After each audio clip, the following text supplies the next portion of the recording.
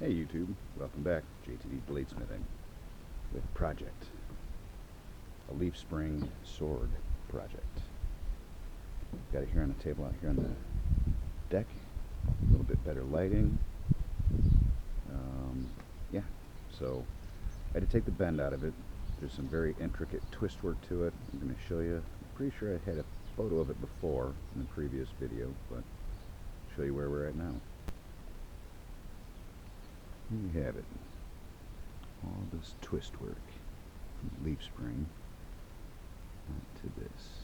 Now, before it was curved up like a leaf spring, but I managed to straighten it out. Had to make some modifications to my vise in the garage to do this straightening, which I'll might as well show you. Alright, so don't everybody laugh all at once. The vise is only so large, as you can see here to here for the teeth. So, I got some pieces of steel and I tack welded them to give me 6 inches of length to flatten the bend out as I heat it up in the forge, part by part. So, it's a temporary fix. It did its job, and I got that thing pretty straight. So now I got to put it on a diet. Alright, so what we're looking at is the overall thickness of this thing. It's a 1/4 inch, and it is very forward heavy, being 30 inches in length. So what I want to do is take the weight out of the front so it's easier to hold and maneuver, because it just wants to fall forward. It's just too heavy. There's no balance to it at all. So I've moved the toolbox out of the way so I can actually run this length across the belt grinder, and I'm going to get to thinning this thing down a little bit.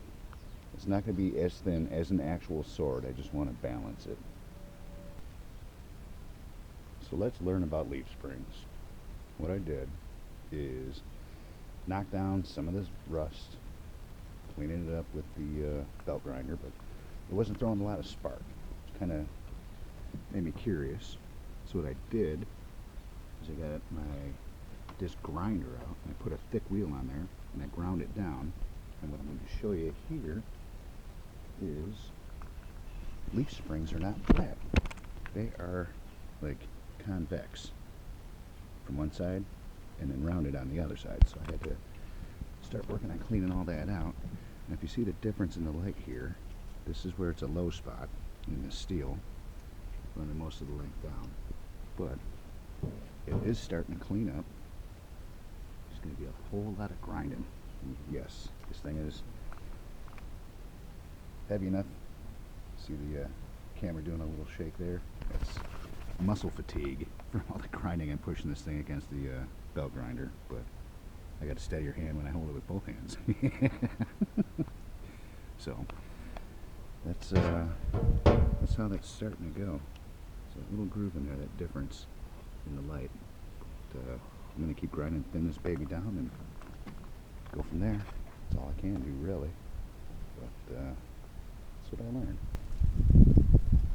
Man, what a day out here. Sunny, few clouds, not a whole lot. Dogs are being good boys. Good boys. Hey, hi, Mr. Bean. Alright, so here's where we're at.